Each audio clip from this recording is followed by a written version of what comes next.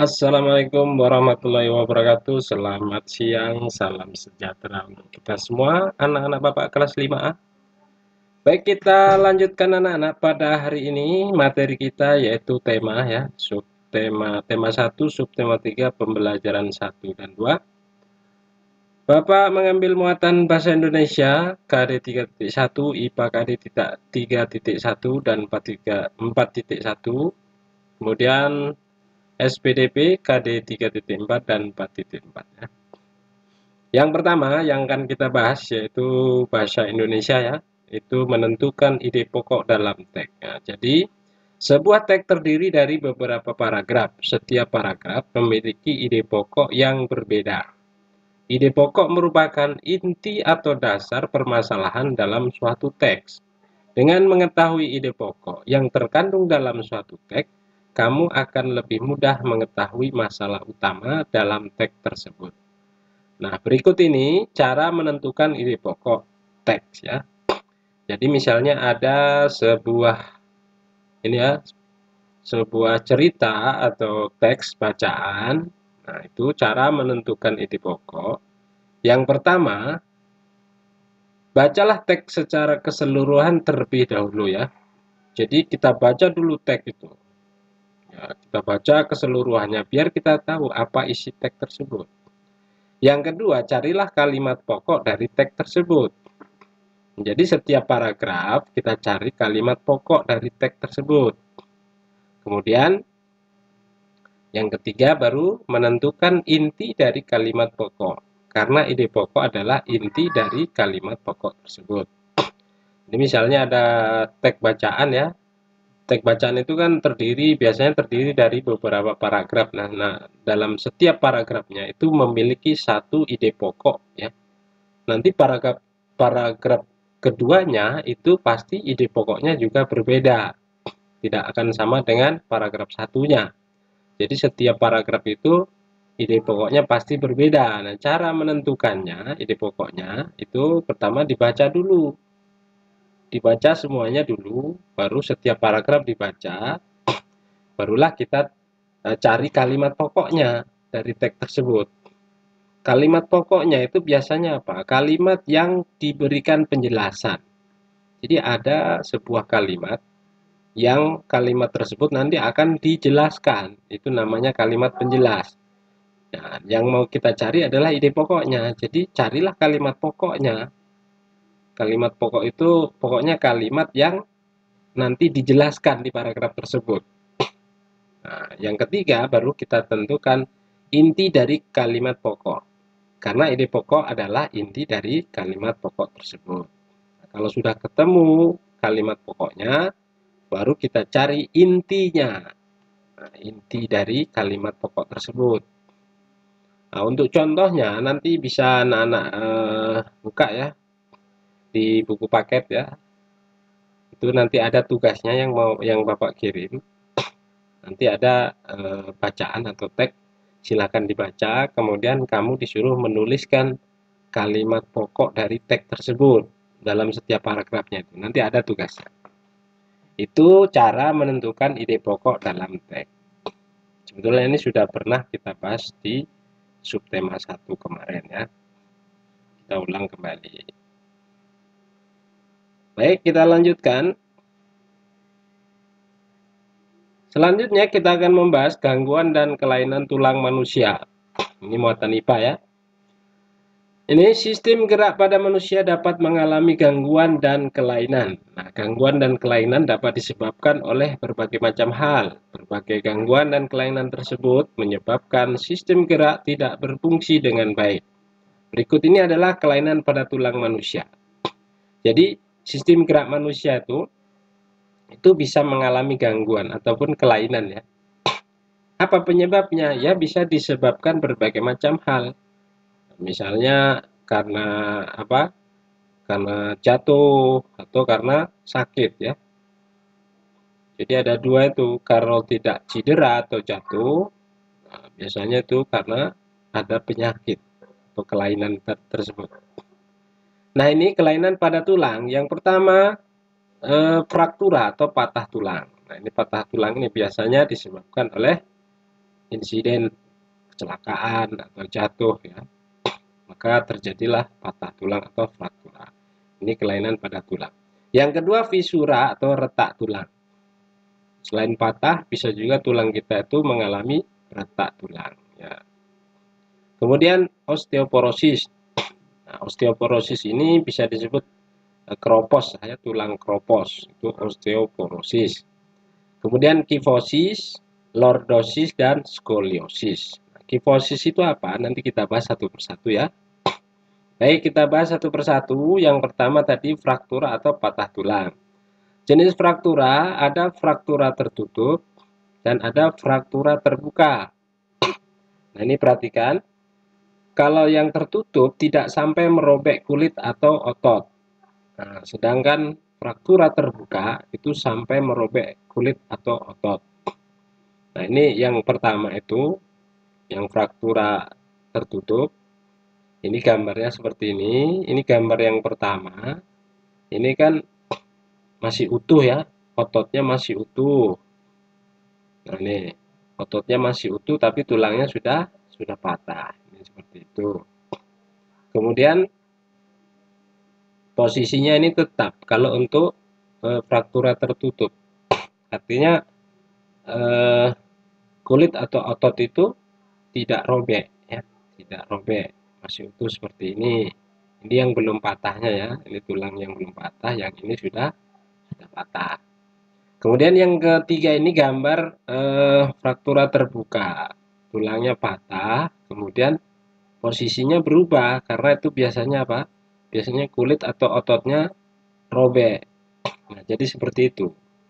Jadi seperti inilah gambarnya yang fraktura terbuka. Ini biasanya robek, jadi posisi tulang ini akan berubah total ya, karena kulit atau ototnya itu mengalami robek. Jadi seperti itu. Kemudian yang kedua, fisura atau retak tulang.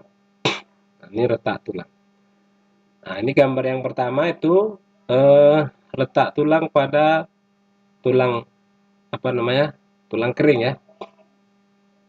Tulang kering yang belakang ini kan tulang betis ya.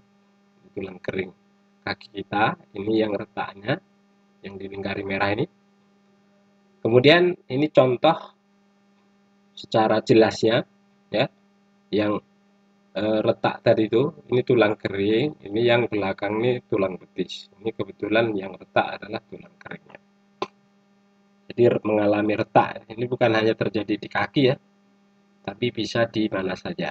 Termasuk kemarin Bapak itu mengalami fraktura namanya, mengalami fisura ya, retak tulang pada pangkal tulang lengan atas ya, di bagian pangkalnya sini, tapi itu lengan ya.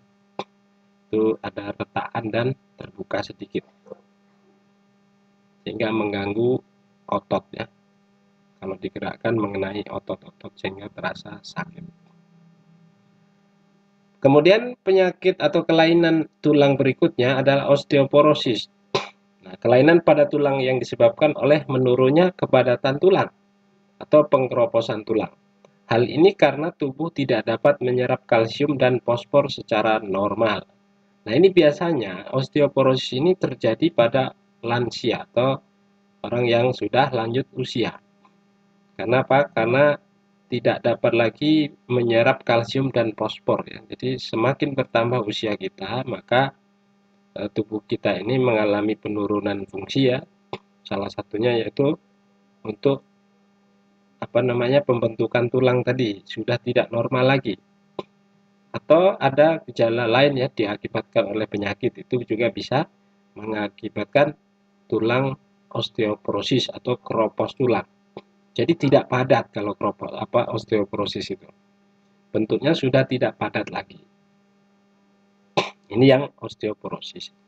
Yang ini kan normal, ini kan masih padat ya. Nah, yang ini tulangnya itu sudah banyak lubangnya, keropos ya. Artinya rapuh lah. Seperti itu ya.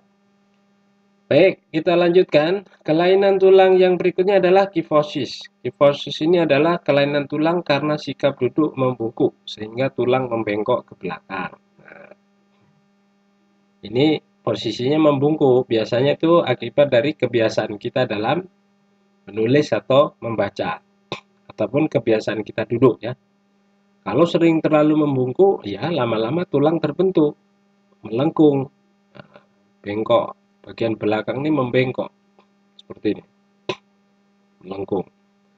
Yang selanjutnya adalah, kalau untuk jelas gambarnya tadi yang kifosis ya, ini yang bagian bawah nih. Jadi tulang punggung kita ini bungkuk, melengkung ke belakang. Nah, seperti ini.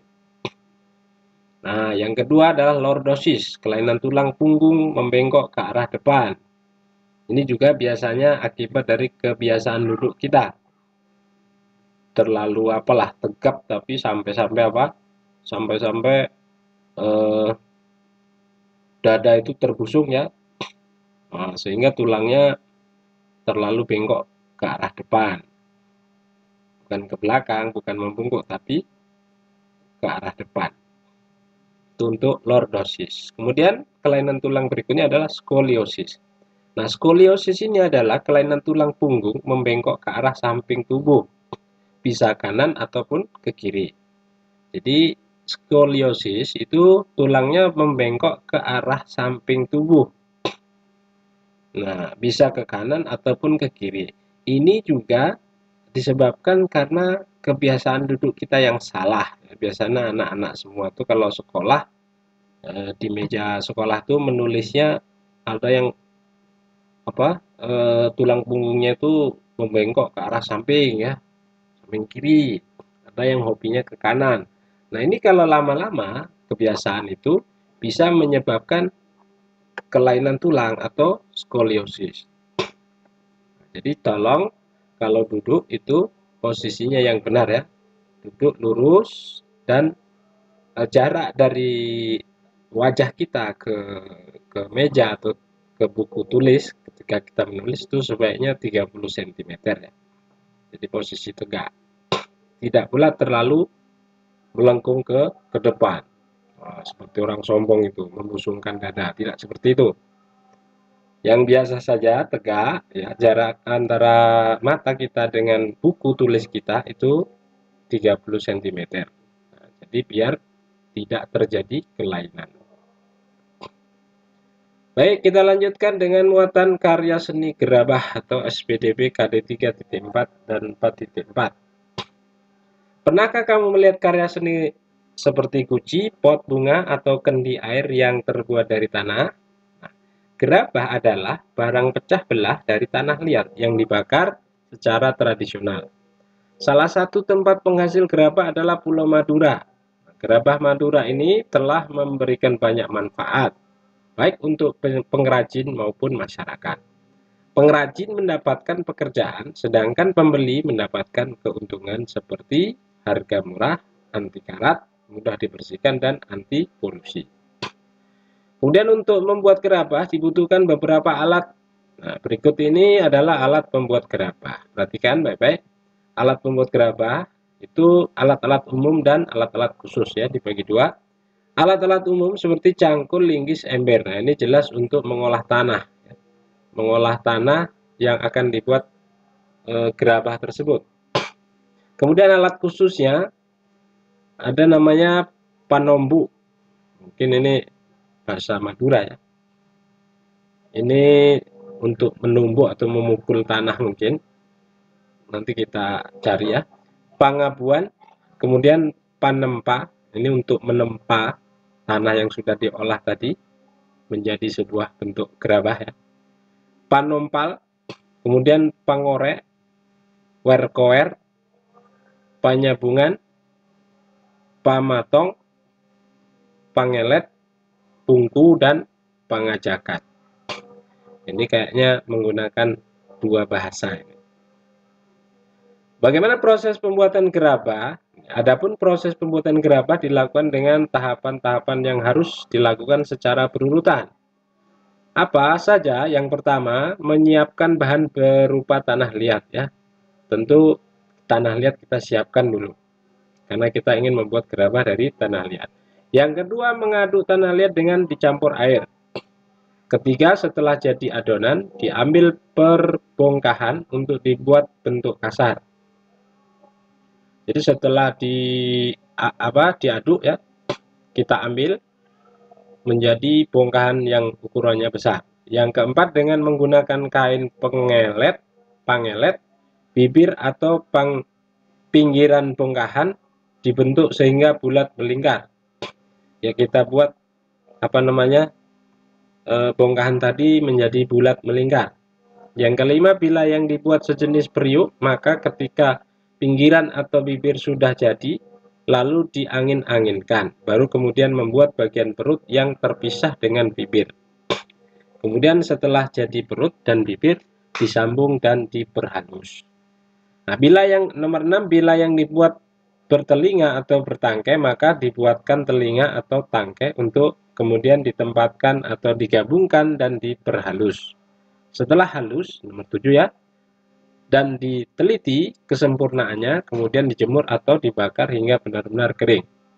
Terakhir, langkah terakhir setelah kering adalah dibersihkan.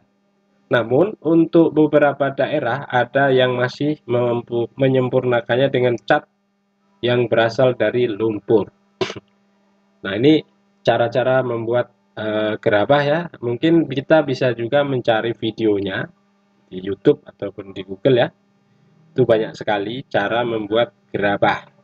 Tinggal kita ketik saja cara membuat gerabah dari tanah liat. Nah, nanti akan keluar semuanya. Jadi anak-anak bisa